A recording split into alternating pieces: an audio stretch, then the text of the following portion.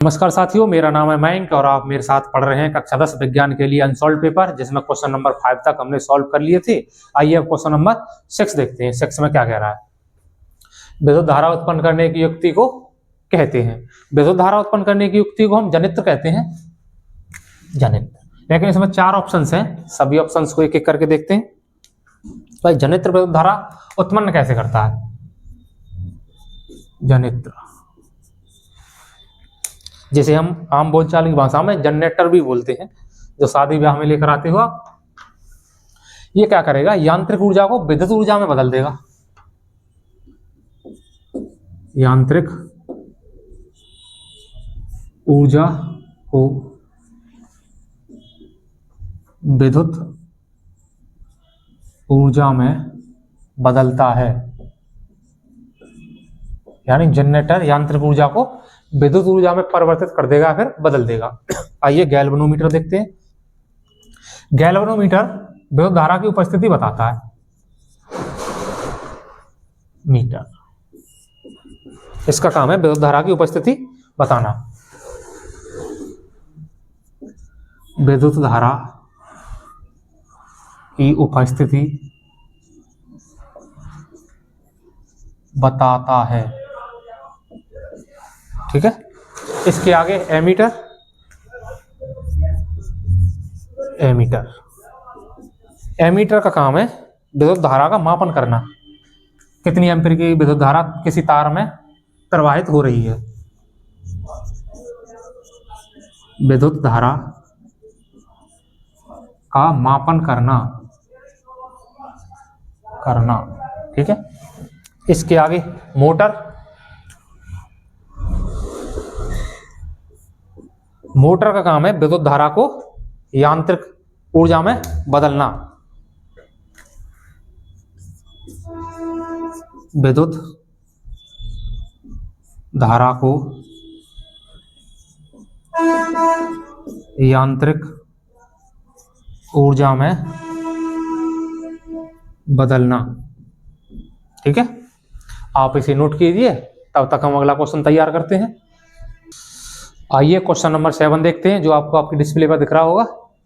Question number 7 में कह रहा है, निम्नलिखित में से कौन किसी लंबे विद्युत धारावाही तार के निकट चुंबकीय क्षेत्र का सही वर्णन करता है। ऑप्शन ए, चुंबकीय क्षेत्र की क्षेत्र रेखा तार के लंबवत होती है। लंबवत हो ही नहीं सकती। ऑप्शन बी, चुंबकीय क्षेत्र की क्षेत्र रेखा तार के समांतर हो सकती है। ये भी नहीं हो सकता। चुंबकीय क्षेत्र की क्षेत्र रेखा त्रिज्यीय होती है। त्रिज्यीय तो कैसे भी नहीं हो सकती। ऑप्शन डी, चुंबकीय क्षेत्र की संकेंद्रीय क्षेत्र रेखाओं का केंद्रक तार होता है। हाँ, ये हो जाएगा ऑप्शन डी। ये देखो, ये कोई तार है ए से बी तक। अब हमने इसमें विद्युत धारा प्रवाहित की, कोई बैटरी जोड़ दी इसमें, ठीक है। तो चुंबकीय क्षेत्र यहां एक वृत्त बनाएगा ऐसे, जिसका केंद्रक तार होगा। आप इसे नोट कीजिए, तब तक हम अगला क्वेश्चन देखेंगे। आइए क्वेश्चन नंबर 8 देखते हैं। क्वेश्चन नंबर 8 में क्या कह रहा है, 1 बिलियन लाल लिटमस को नीला करता है, इसका पीएच मान संभव है। तो इसका पीएच मान हो जाएगा 8, क्योंकि क्षार लाल लिटमस पेपर को नीला कर देते हैं। अब ये क्षार क्या होते हैं, अम्ल क्या होते हैं, उन सभी को देखेंगे। पहले बात करते थे लिटमस पेपर क्या होता है। Litmus paper, litmus paper litmus paper lichen नामक सजीव से प्राप्त किया जाता है। लिटमस पेपर लाइकेन नामक सजीव से प्राप्त किया जाता है, जो थैलोफाइटा समूह का पौधा है। जो थैलोफाइटा समूह का पौधा है। लिटमस पेपर मूलतः बैंगनी रंग का होता है। लिटमस पेपर मूलतः बैंगनी रंग का होता है। भाई लिटमस पेपर लाइकेन से प्राप्त किया जाता है। लाइकेन एक थैलोफाइटा समूह का पौधा है। अब थैलोफाइटा समूह क्या होता है? थैलोफाइटा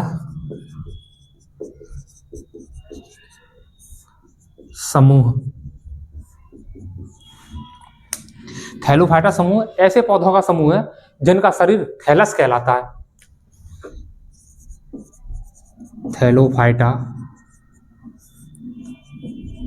ऐसे पौधों का समूह है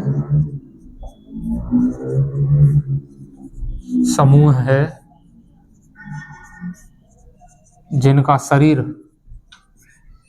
थैलस कहलाता है।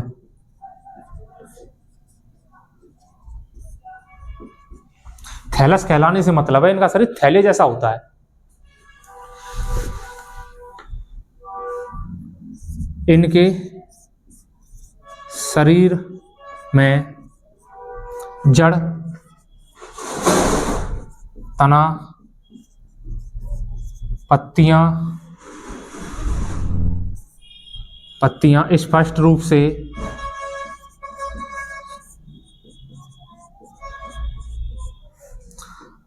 अलग नहीं होती हैं।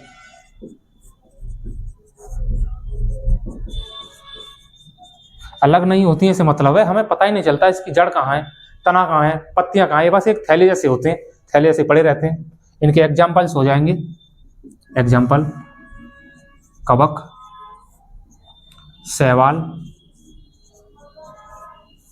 और लाइकेन, जो अभी हमने ऊपर बात की थी, क्योंकि लिटमस पेपर हमारा किससे बनता है? लाइकेन से बनता है। अब देखो लाइकेन कैसे बनेगा। यहां से लेते हैं कवक और शैवाल। शैवाल भाई कवक को हमारे यहाँ सांप की छतरी बोलते हैं। आपने देखा होगा बरसात के मौसम में नमी वाली जगह पे छोटे छोटे इतने बड़े बड़े सफेद कलर के एक छतरी नुमा पौधे उगाते हैं, उन्हें हम कवक बोलते हैं, जिसे हम सांप की छतरी भी बोलते हैं। अब देखो इनके साथ प्रॉब्लम क्या है। कवक होता है सफेद कलर का, जो आपने देखा भी होगा। शैवाल रहता है हरे कलर का। अब इन दोनों के साथ ही एक एक प्रॉब्लम है। ये हरे कलर का है तो ये प्रकाश संश्लेषण करके अपना भोजन स्वयं बना लेगा। ये है सफेद कलर का तो ये प्रकाश संश्लेषण कर ही नहीं सकता, और जब प्रकाश संश्लेषण नहीं कर सकता तो ये अपना भोजन स्वयं नहीं बना सकता। जब स्वयं नहीं बना सकता तो ये देखेगा कोई आए भाई मुझे भोजन देकर जाए। इसके पास भोजन है, ये बना सकता है, इसके पास भोजन नहीं है। लेकिन ये अपना भोजन तो बना सकता है, लेकिन इसके पास रहने के लिए जगह नहीं है। इसके पास भोजन नहीं है, इसके पास रहने के लिए जगह है। अब ऐसे घूमते रहिए, एक दिन आकर आपस में मिल गए। तो भाई शैवाल ने कहा भाई कवक मेरे पास भोजन है, तू मुझसे भोजन ले ले और मुझे अपने लिए रहने के लिए जगह दे दे।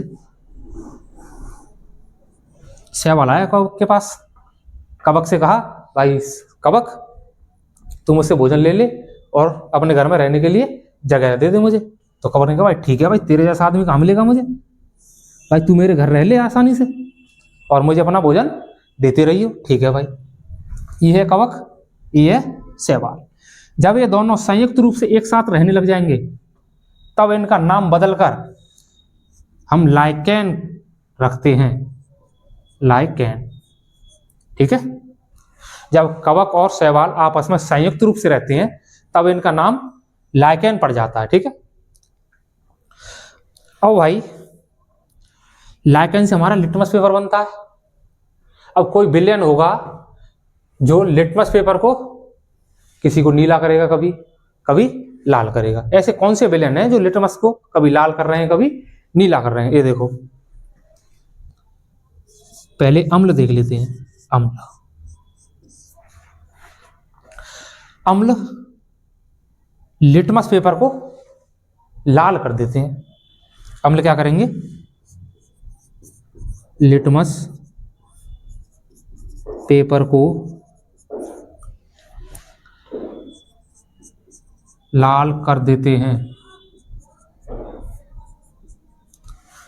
अम्ल होते हैं खट्टे, जैसे आपने कभी नींबू खाया होगा तो खट्टा लगा होगा ना, वो एक अम्ल ही है, ठीक है। अब इसके बाद क्षार देख लेते हैं।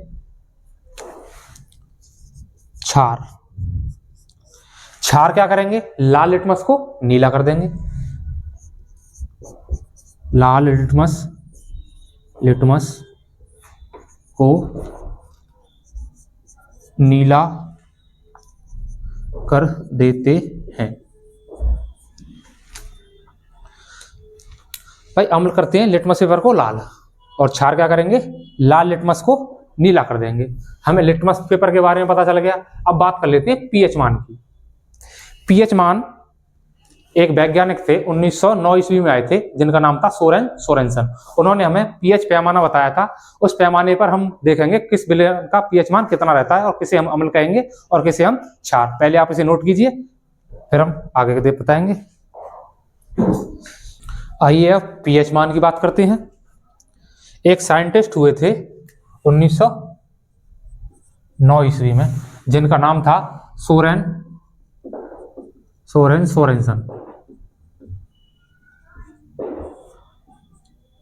सोरेनसन। इन्होंने हमें एक पीएच पैमाना दिया। अब पीएच पैमाना देखते हैं। सोरेनसन ने 1909 ईस्वी में हमें एक पीएच पैमाना प्रस्तुत किया। पीएच पैमाना प्रस्तुत किया। अब पीएच पैमाना बना लेते हैं।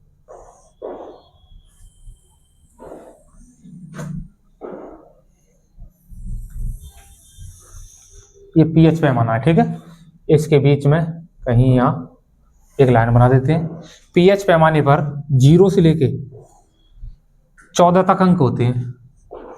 कितने होंगे, 14 तक अंक, और इसके बीच में कहीं आएगा 7, ठीक है।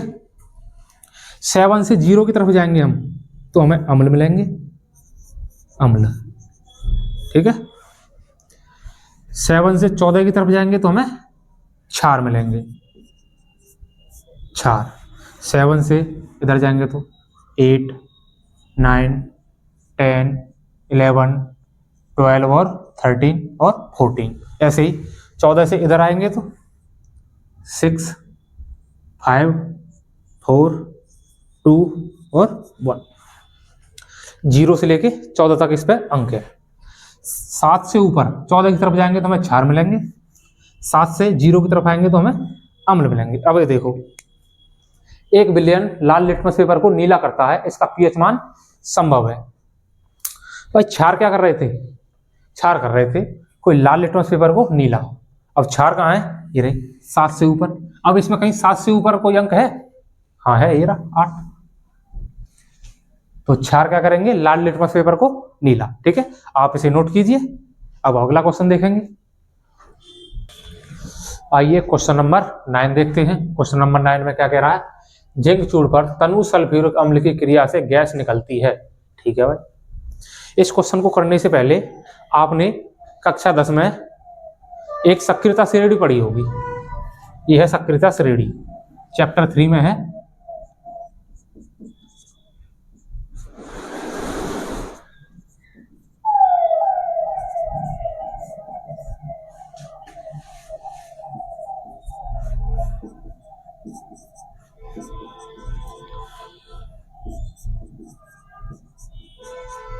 इसे हम सक्रियता श्रेणी कहते हैं। सक्रियता श्रेणी से मतलब है जो तत्व जितना ऊपर है वो उतना ही सक्रिय है।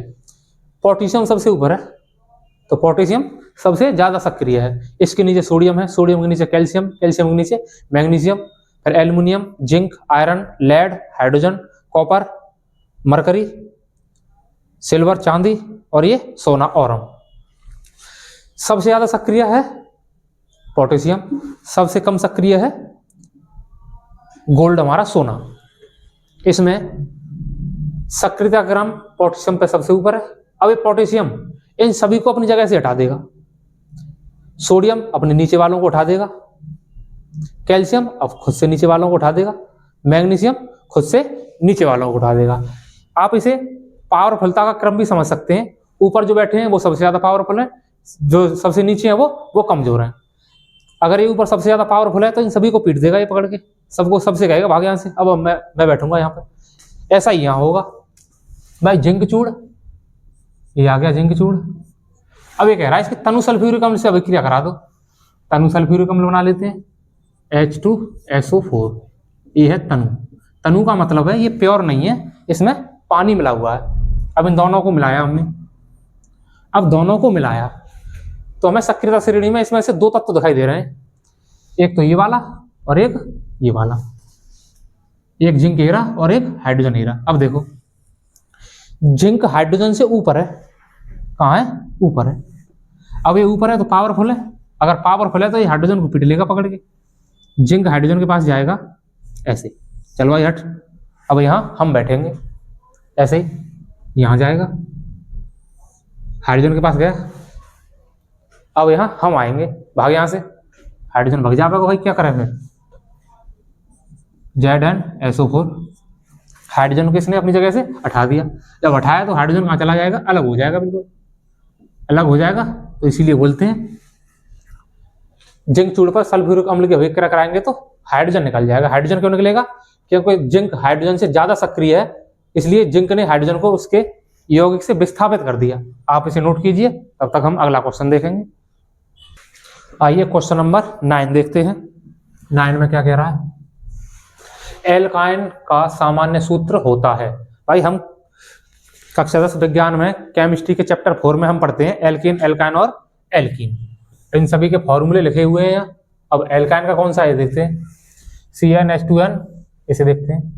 हम 3 फॉर्मूले पढ़ते हैं, एक था CnH2n+2, ये है एल्कीन का, एल्कीन। इसके बाद एक और पढ़ते हैं CnH2n, ये है एल्कीन का, एल्कीन। इसके बाद एक और CnH2n-2, ये है एल्काइन का, एल्काइन। ऊपर से 2 घटाते आओ तो हमें सभी फॉर्मूले मिल जाएंगे। CnH2n+2 था यहाँ हमने 2 कम कर दिया, अब यहाँ से 2 और घटा दिया, एल्केन, एल्कीन और एल्काइन। अब देखो इन तीनों फॉर्मूले में से हमें एल्काइन पूछा है, एल्काइन का फॉर्मूला कौन सा है, ये वाला। अब ये वाला है कहाँ, कहीं ये रहा, तो ऑप्शन सी सही आंसर हो जाएगा। आप इसे नोट कीजिए, हम तब तक अगला क्वेश्चन देखेंगे। क्वेश्चन नंबर 11 देखते हैं। इससे पहले अभी क्वेश्चन नंबर पे हमने 9 बोला था, वो 10वां क्वेश्चन था, ठीक है। एल्डिहाइड का प्रकार्यात्मक समूह है, ये अभी पहले जैसा ही क्वेश्चन है सेम, उससे आगे हम प्रकार्यात्मक समूह पढ़ते हैं चैप्टर 4 में। कार्यात्मक समूह कौन से होते हैं, एल्कीन, एल्काइन और एल्कीन में कुछ समूह जोड़ते हैं हम, जिन्हें हम कार्यात्मक समूह बोलते हैं, जिसमें से एक OH है, ये हमारा एल्कोहल है, एल्कोहल। इसके बाद एक COOH आता है, एक कार्बोक्सिलिक अम्ल है,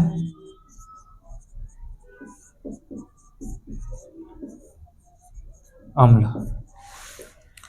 इसके बाद CHO आता है, ये एल्डिहाइड है।